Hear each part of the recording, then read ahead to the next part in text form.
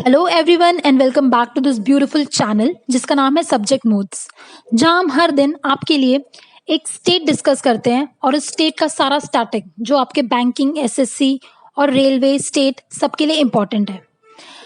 तो जो स्टेट आज हम डिस्कस करेंगे वो है बिहार। बट एक बिहार डिस्कस करने से पहले हम एक बहुत ही प्यारे से थॉट के साथ अपनी क्लास स्टार्ट करेंगे। जैसे कि आपको स्क्रीन के ऊपर दिख ही रहा है, यूनिक। अब आप कहेंगे मैम ये क्या थॉट हुआ? तो यूनिक का मतलब क्या है? यूनिक देख के ये जो शब्द है, आपको देख के दिमाग में क्या आ रहा है? अलग। काफी लोगों को आपने कहते हुए सुना होगा कि हर इंसान अलग है, we all are unique. But ऐसा क्या यूनिक है? भगवान ने तो सबको सेम ही बनाया है। दो आंखें दी हैं, एक नाक दी है, दो कान दिए हैं, सोचने के लिए दिमाग, दो हाथ, दो पैर। तो ऐसा क्या है जो आप लोगों को एक दूसरे से डिफरेंस यूनिक बना रहा है या अलग बना रहा है? तो आपके अंदर वो जो टैलेंट है ना, जो सिर्फ आपके अंदर है, जिसमें सिर्फ आप अच्छे हैं, वो है आपकी यूनिकनेस। कई बार ऐसा होता है हम खुद को डीमोटिवेट करते हैं सामने वाले के साथ कंपेयर करके। अब आप बताओ, क्या सूरज और चांद का कोई कंपैरिजन है? नहीं। सबकी अपनी अपनी खूबियां हैं, सबकी अपनी अपनी क्वालिटीज हैं, तभी वो एक दूसरे से अलग हैं। चांद चाहे भी ना तो दिन में रोशनी नहीं दे सकता, और सूरज चाहे तो रात को नहीं। तो वैसे ही आप हैं। अपने आप को किसी और के साथ कंपेयर करने से अच्छा है ना, अपने उस हुनर, उस यूनिकनेस को पहचानो, उस पर काम करना शुरू करो। आपको पता है हमारे देश की जो आबादी है ना, वो 130 करोड़ की है। अब अभी आपके ऊपर है, आप उस भीड़ का हिस्सा बनना चाहते हैं, उस 130 करोड़ की आबादी का हिस्सा, या आप कुछ ऐसा करो कि आपका जो ये यूनिक फैक्टर है जिसमें आप अच्छे हैं, मतलब बहुत अच्छे हैं, अगर आप उस पर काम करना शुरू करो, वो करके आपको लोग आपके नाम, आपकी उस क्वालिटी की वजह से जाने। अगर आप ऐसे ही कंपेयर करते रहेंगे तो वो जो भेड़ की चाल लोग चल रहे हैं, जहां 10 लोग जा रहे हैं वहां जा रहे हैं, वो गंदी सी लाइफ वही चलती रहेगी। बेटर अपने आप को ऑब्जर्व करो, खुद को देखो, क्या है, किस चीज में आप अच्छे हैं, उस पर काम करना शुरू करो और मस्त वाली लाइफ बनाओ। तभी आपकी लाइफ अच्छी होगी। ऐसे हाथ पे हाथ करने से कुछ नहीं होता, बिना मेहनत कुछ नहीं होता। हर चीज के लिए मेहनत करनी पड़ती है। तो थोड़ी सी मेहनत करो, अपने उस हुनर को देखो और उस पर काम करना शुरू करो। बस इसी पॉजिटिविटी के साथ अपनी लाइफ को जियो और अपना लाइफ को आगे बढ़ाओ। बस इसी के साथ हम अपनी क्लास स्टार्ट करते हैं। बिहार, जिसकी जो राजधानी या कैपिटल है वो है पटना, जिसे हम सिल्क सिटी ऑफ इंडिया के नाम से भी जानते हैं। क्यों? क्योंकि जो सिल्क या रेशम है, सबसे ज्यादा ट्रेड या जो व्यापार हम कहते हैं, सिल्क का आपको यहीं से मिलेगा। लेकिन अगर आपसे पूछा जाए कि सबसे ज्यादा प्रोडक्शन सिल्क की या उत्पादन कहाँ पे होता है इंडिया में, तो वो आपको मिलेगा साउथ साइड वाला एरिया, तमिलनाडु, आंध्र प्रदेश और कर्नाटका। अब जो बिहार है, ये अपनी सीमाएं और बॉर्डर्स किस किस के साथ शेयर करता है? यूपी, झारखंड, वेस्ट बंगाल। और जो इंटरनेशनल बॉर्डर ये शेयर करता है वो करता है नेपाल के साथ। अब जो नेपाल है, इसकी जो कैपिटल है वो है काठमांडू, और इसकी जो करेंसी या मुद्रा है वो है नेपाली रुपी। यहाँ की जो प्रेसिडेंट है वो है विद्या देवी सिंह भंडारी, और यहाँ की जो पीएम है, जो आजकल बहुत न्यूज में है, इवन कंट्रोवर्सीज में चल रहे हैं, और यहाँ की इनको लग भी रहा है अब इनकी सीट जाएगी, मतलब इनकी सरकार अभी खतरे में है, वो है केपी शर्मा ओली जी। अब ऐसा क्यों है, ये क्यों न्यूज में है? क्योंकि अभी थोड़े दिन पहले मैंने आपको पढ़ाया था कि नेपाल ने अपना एक नया मैप जारी किया है, जिसमें जो उत्तराखंड का पिथौरागढ़ साइड वाला एरिया है, जो डिस्प्यूटेड है बिटवीन नेपाल एंड इंडिया, कौन सा? काला पानी, लिपुलेक एंड लिम्पियाधुरा, इन्होंने उसको अपने मैप में दिखाया, जो डिस्प्यूटेड है फिर भी। और थोड़े दिन पहले वहां पे जहां काला पानी वाला एरिया है, जहां से काली नदी जो है रिवर होके गुजरती है, इन्होंने वहां पे अपने कुछ इनके हेलीपैड्स और कुछ टेंट वगैरह भी देखे गए हैं। अब ये ऐसे कैसे कर रहा है? तो इनको पता है कौन सपोर्ट कर रहा है? इनको सपोर्ट कर रहा है चाइना। अभी आपको पता है कि लद्दाख साइड वाले एरिया में, गलवान घाटी में, इंडिया और चाइना का बहुत ज्यादा इशू चल रहा है। तो चाइना अब चाहता है कि हम इंडिया को चारों तरफ से घेर लें, जितने इनकी नेबरिंग कंट्रीज है सबको अपने साथ मिला के, मतलब एक वॉर जैसी सिचुएशन क्रिएट करना चाहते हैं वो इंडिया पे। तो वही सीन है, इसलिए ये इतना कुछ कर पा रहे हैं। और अभी एक और चीज की वजह से नेपाल न्यूज में है। क्यों न्यूज में है वो? क्योंकि इन्होंने ना अभी एक नया लॉ, सिटीजनशिप जो नागरिकता का जो कानून है उसमें बदलाव करने की सोचा है। प्रपोजल आया है, अभी तक कुछ एज सच ऑफिशियल नहीं हुआ है, जब होगा तो मैं आपको बता दूंगी। कि इन्होंने कहा है मधेसीज, वहां की कम्युनिटी है, आपको याद होगा कि म्यांमार से रोहिंग्याज आए थे, वैसे ही मधेसीज हैं जो हिंदू हैं बेसिकली, जो बिहार और यूपी हैं वहां पे रहते थे पहले, बट माइग्रेट कर गए नेपाल में। थोड़े बहुत अभी भी जो है आधे हैं मधेसीज, वो आपको यूपी और बिहार साइड वाले एरिया में मिलेंगे। वो जब माइग्रेट कर गए हैं तो उन्होंने, मतलब इनको तो चाइना सपोर्ट कर रहा है कि भाई तुम जितना हो सके जो इंडिया को है मतलब काउंटर करो, उनको हर जगह से काउंटर करो। तो इन्होंने अपना ये सोचा, बोला है कि ये अपना एक नया कानून लाएंगे, जिसमें इन्होंने बोला है कि वहां पे अगर कोई रहता होगा, वहां की लड़की या लड़के से शादी करेगा तो ही वो उसको वहां की नागरिकता या सिटीजनशिप मिलेगी, अदरवाइज किसी को नहीं। तो ये एक तरह का मतलब डिस्प्यूट क्रिएट करना चाहते हैं इंडिया के साथ। अब जो सिटीजनशिप या नागरिकता वाला आया है हमारे एग्जाम में, इससे क्या इंपॉर्टेंट है और कैसे क्वेश्चन फ्रेम होंगे। आपसे पूछा जा सकता है कि नागरिकता या सिटीजनशिप वाला जो ये है, ये इंडियन कॉन्स्टिट्यूशन या भारत के संविधान के किस आर्टिकल में मेंशन है। तो अगर आपसे पूछा जाता है ये कौन से आर्टिकल में मेंशन है सिटीजनशिप वाला, तो आप मार्क करके आएंगे from article 5 to 11 and part कौन सा है 2। अब आपको याद होगा सिटीजनशिप का last year CAA, citizen amendment act आया था, जिसपे बहुत प्रोटेस्ट हुआ था।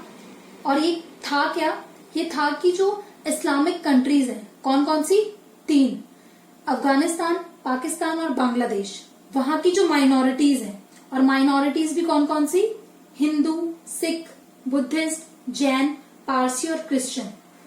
यहाँ पे अगर वो इंडिया में दिसंबर 2014 से पहले पहले रह रहे हैं तो उनको वहां की सिटीजनशिप मिल जाएगी इंडिया की।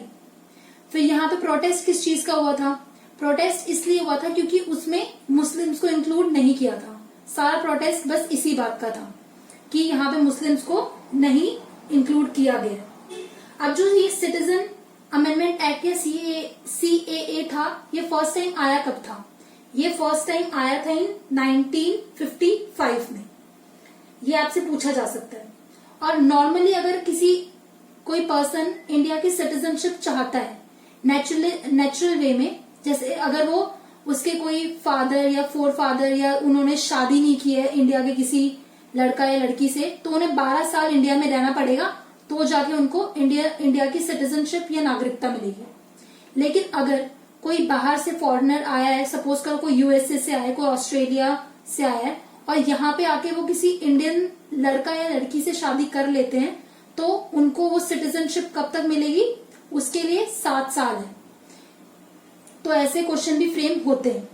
अब जो स्टेट एनिमल है बिहार का वो है गौर, जो एक तरह का बैल है।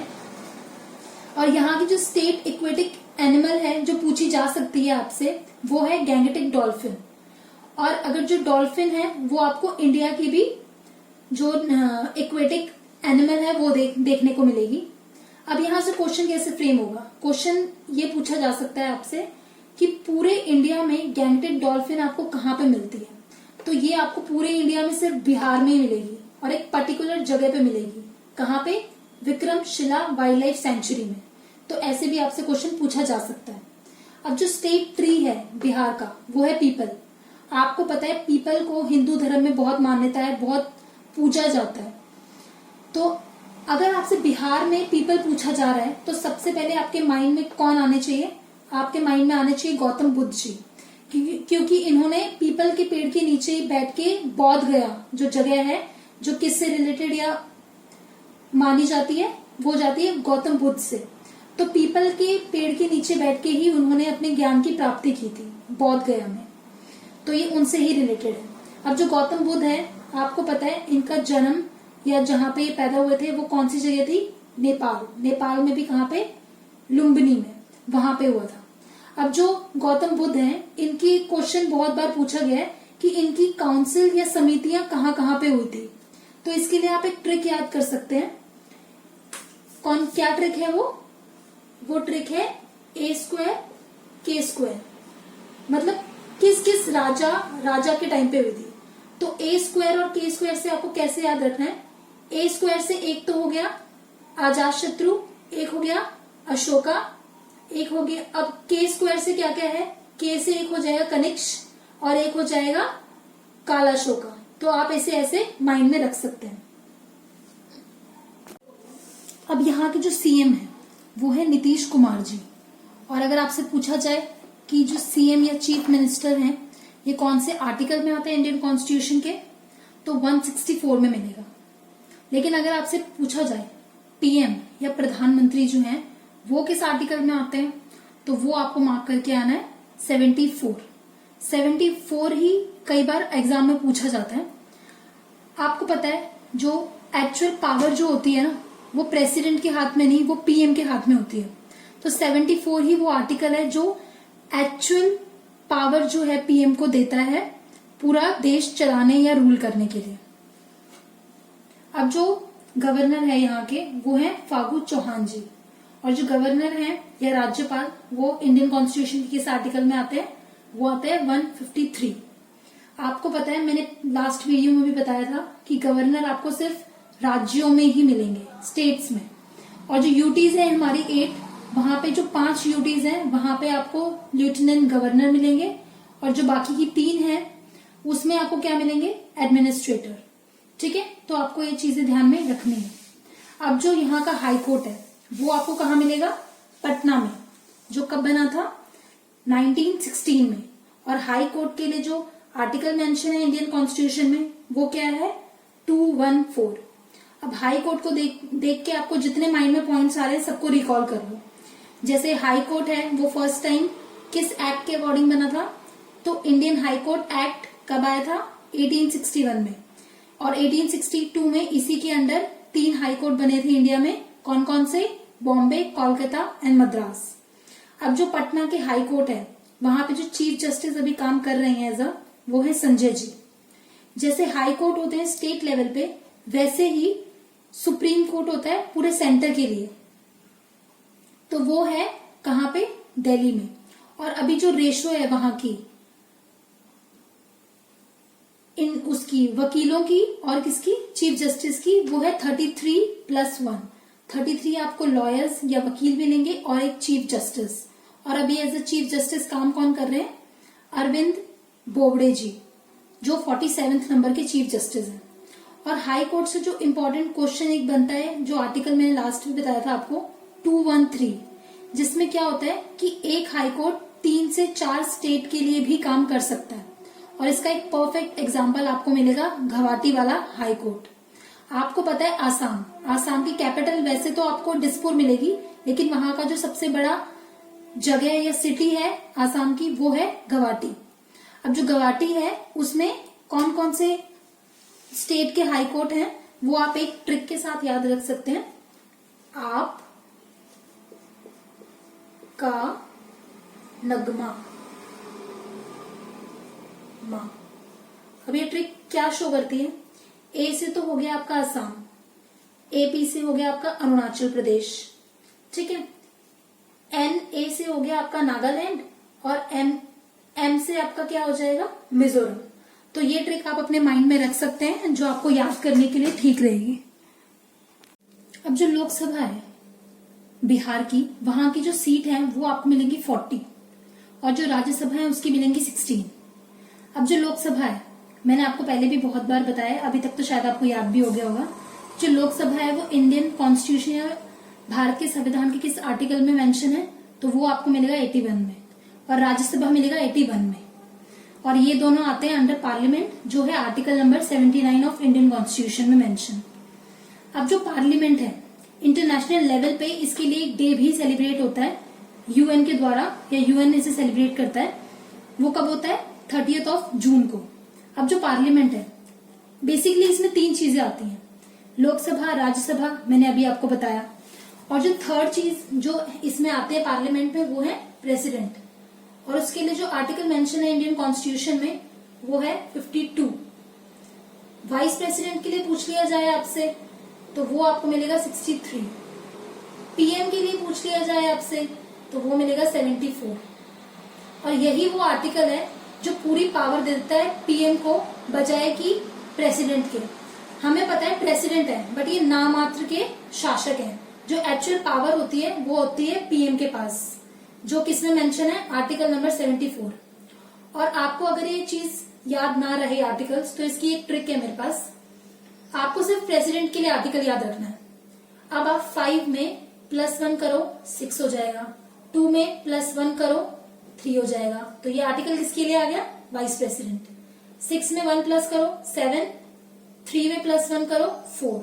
तो आप इसे ऐसे याद रख सकते हैं। चीजों को सिंपल बनाने की जितना मैं ट्राई कर सकती हूँ मैं करती हूँ। तो आप ऐसे अगर याद रखेंगे तो आपको ध्यान में रहेगा।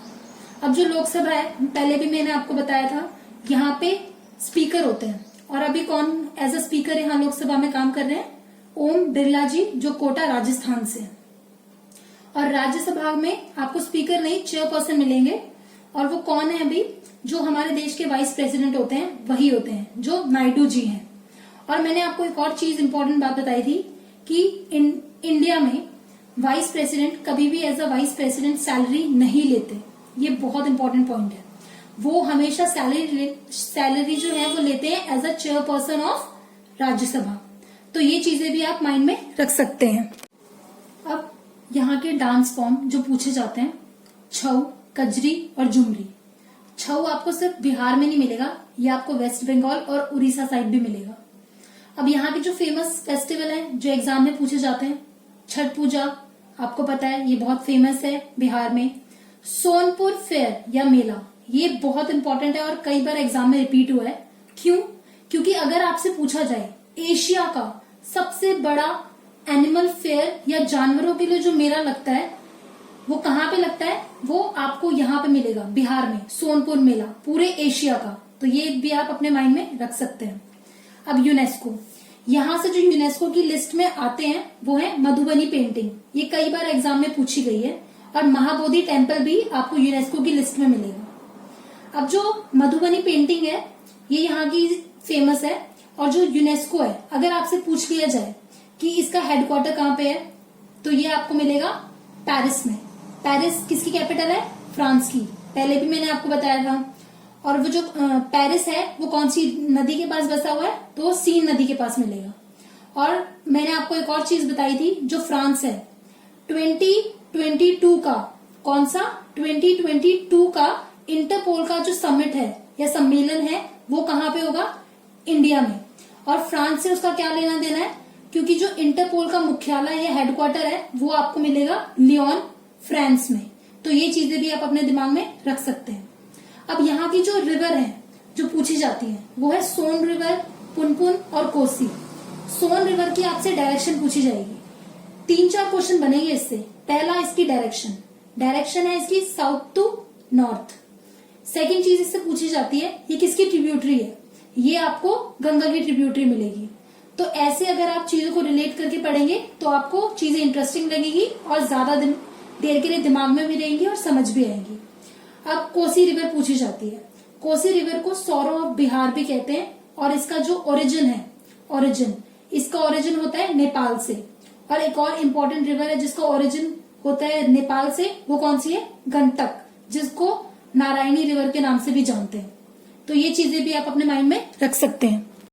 अब यहाँ का जो टेम्पल जो एग्जाम में कई बार रिपीट हुआ है, महाबोधि टेम्पल, ठीक है, ये आपसे पूछा जा सकता है क्योंकि ये कई बार एग्जाम में रिपीट हुआ और ये यूनेस्को की लिस्ट में भी आता है। अब जो महाबोधि टेम्पल है ये पहला मंदिर था जो अशोका के द्वारा बनाया गया। अशोका कौन थे, ये बताया था मैंने आपको, जो चंद्रगुप्त मौर्य हैं, जिन्होंने मौर्य साम्राज्य जो वंश था उसकी नींव रखी थी, ये उनके पोते थे।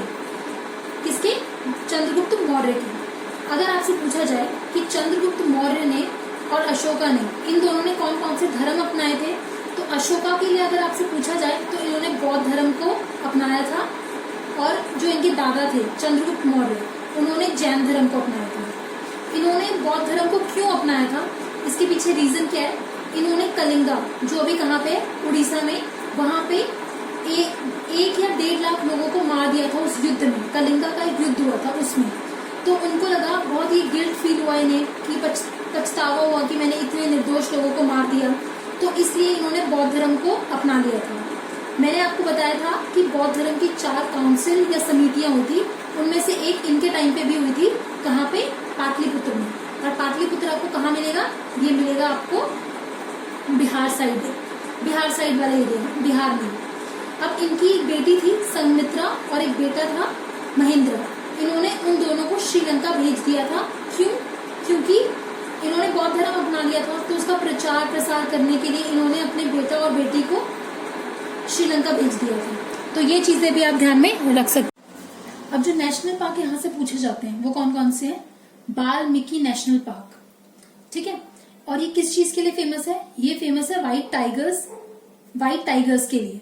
लेकिन अगर आपसे पूछा जाए कि रॉयल टाइगर्स आपको कौन से नेशनल पार्क में मिलते हैं, तो वो मिलेंगे आपको बांधवगढ़ नेशनल पार्क, जो कहाँ पे है? एमपी में। लेकिन अगर आपसे पूछ लिया जाए कि बंगाल टाइगर्स आपको कहाँ मिलते हैं इंडिया में, तो वो आपको मिलेंगे वेस्ट बंगाल में, जो सुंदरबन नेशनल पार्क है वहां पे। जहां मैंने आपको पहले भी बताया था, जो ब्रह्मपुत्र और गंगा आपस में जहां मिलते हैं और वर्ल्ड का सबसे लार्जेस्ट डेल्टा फॉर्म करते हैं, सुंदरबन डेल्टा, वहां पे। कहाँ पे ये फॉर्म करते हैं डेल्टा अपना? बे ऑफ बंगाल या फिर बंगाल की खाड़ी। अब जो दूसरा नेशनल पार्क इंपॉर्टेंट है बिहार से, वो है चितवान नेशनल पार्क। और यहाँ की जो वाइल्ड लाइफ सेंचुरी एग्जाम में पूछी जाती है और पूछी गई हैं, वो कौन कौन सी है? Vikramshila wild life sanctuary. मैंने आपको बताया था ये फेमस है गैंगटिक डॉल्फिन के लिए। पूरे इंडिया में गैंगटिक डॉल्फिन आपको यहीं पे मिलेंगी, बिहार के विक्रमशिला वाइल्ड लाइफ सेंचुरी में। अब यहाँ की एक और बर्ड सेंचुरी है जो पूछी जाती है, वो है Kanwar lake wild life sanctuary. अब ये सबसे इंपॉर्टेंट पॉइंट बनता है, यहाँ पे इंडिया का फर्स्ट है, इसलिए ये इंपॉर्टेंट बनता है टर्टल रिहेबिलिटाइजेशन सेंटर। और बिहार में भी कहाँ पे? भागलपुर, जहाँ पे आपको एक यूनिवर्सिटी भी मिलती है। तो ये चीज भी आप अपने माइंड में रख सकते हैं। अब जो बौद्ध धर्म से रिलेटेड यहाँ पे जगह हैं, वो कौन कौन सी हैं? बौद्ध गया, आपको पता है जो गौतम बुद्ध थे उन्होंने अपनी ज्ञान प्राप्ति इसी जगह पे की थी, तो आप इसको ऐसे ध्यान में रख सकते हैं। अब जो बौद्ध भगवान है, उनसे आप 2-3 पॉइंट क्या अपने माइंड में रख सकते हैं कि उनका जो जन्म था वो कहाँ पे हुआ था? लुम्बिनी, नेपाल में। बौद्ध गया में उन्होंने अपने ज्ञान की प्राप्ति की थी। तो ये सारी चीजें आपको ध्यान में रखनी है। अब यहाँ की एक नालंदा यूनिवर्सिटी है जो बौद्ध धर्म से भी रिलेटेड है, और ये इंडिया की सबसे पुरानी यूनिवर्सिटी भी है। राजगीर, वैशाली, विक्रमशिला और भागलपुर, ये भी बौद्ध भगवान से ही आपको रिलेटेड मिलेंगे। अब यहाँ पे एक एग्जाम में पूछा जाता है थर्मल पावर स्टेशन, जो मुगलसराय डिस्ट्रिक्ट में है, बरौनी। ये बरौनी थर्मल पावर स्टेशन, ये भी एग्जाम में कई बार पूछा गया है, तो इसे भी आप अपने दिमाग में रख सकते हैं। अब यहाँ की जो ट्राइब पूछी जाती है वो है असुर। और लेकिन अगर आपसे पूछा जाए सबसे ज्यादा इंडिया में ट्राइब्स आपको मिलती कहाँ है, जनजातियां, तो वो आप एमपी मार्क करके आएंगे। मैंने पहले भी आपको बताया।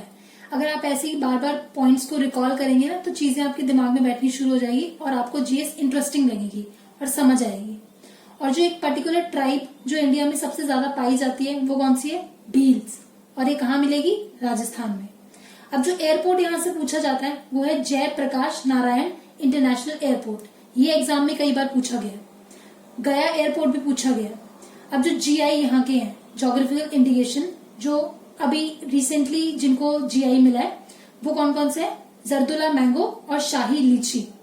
जो शाही लीची है ना, लीची सबसे ज्यादा प्रोड्यूस या सबसे ज्यादा उत्पादन या सबसे ज्यादा लीची जो प्रोड्यूस होती है ना, वो आपको बिहार में ही मिलेगी। और जो फर्स्ट आइटम या जो चीज थी जिसको जीआई मिला इंडिया में, वो थी दार्जिलिंग टी ऑफ वेस्ट बंगाल। अब जो वर्ल्ड का लॉन्गेस्ट फ्री वाईफाई रेंज है वो आपको मिलेगा बिहार में ही, पटना में। 2014 में लगा था वाईफाई नेट, जिसके बिना हमारा सरता नहीं। बस एक बार नेट खत्म हो जाए तो बस हाहाकार सा मच जाता है कि पता नहीं क्या हो गया। आई होप आपको अब चीजें क्लियर हो गई होंगी। एंड प्लीज मेरी राइटिंग पे मत जाइएगा, ये ऐसी है, मुझे स्कूल टाइम पे भी इसके लिए बहुत सुनने के लिए मिला है। और वैसे भी मैंने कहीं पढ़ा था, those who have bad hand writing actually create history. अब मुझे नहीं पता ये कितना सही है कितना झूठ, ये तो सिर्फ भगवान जाने। अब कुछ इंटरेस्टिंग फैक्ट हैं जो आपसे एग्जाम में पूछे नहीं जाएंगे बिहार से, लेकिन जितना मुझे पता है मैं आपको बता रही हूँ। मतलब मेरे साथ क्या पॉलिसी है कि ज्ञान बांटने से बढ़ता है। ज्ञान और नॉलेज एक ऐसी चीज है जो आप जितना बांटोगे ना, विद इंटरेस्ट आपके पास वापस आएगा। तो कुछ कुछ इंटरेस्टिंग चीजें जो आपको याद रखनी है, याद नहीं बस ऐसे फॉर नॉलेज देख लो, आप सुन लो बस एक बार, कि जो आपको पता है ना आर्यभट्ट, सबको पता है ट्रिग्नोमेट्री, जीरो की इन्वेंशन जिन्होंने की थी, वो आपको यहीं से मिलेंगे, बिहार से। और मोस्टली सेकंड प्लेस पे आता है जो आईएएस होते हैं ना, और यूपीएससी जो एग्जाम देते हैं, उन मोस्टली लोग जो क्रैक करते हैं, क्वालिफाई करते हैं, वो आपको बिहार और यूपी साइड से ही मिलेंगे। अब जो गुरु नानक देव जी थे ना, सबको लगता है कि उनकी बर्थ प्लेस ना शायद पंजाब साइड होगी, लेकिन वो उनका जो बर्थ या जन्म था ना, वो आपको बिहार में ही मिलेगा। अब जो एक और चीज इंटरेस्टिंग है, हमें पता है कि जो हमने सुपर 30 मूवी देखी है ऋतिक रोशन सर की, जो एक्चुअल में जो आनंद सर हैं रियल लाइफ में, वो भी आपको बिहार से ही मिलेंगे। तो ये कुछ छोटी चीजें हैं, मतलब इंटरेस्टिंग लगी तो मैंने एड ऑन कर दी। आई होप आपको पसंद आया होगा। अगर आपको क्लास पसंद आई है तो प्लीज इसे लाइक, शेयर एंड कमेंट करना मत भूलिएगा। Thank you.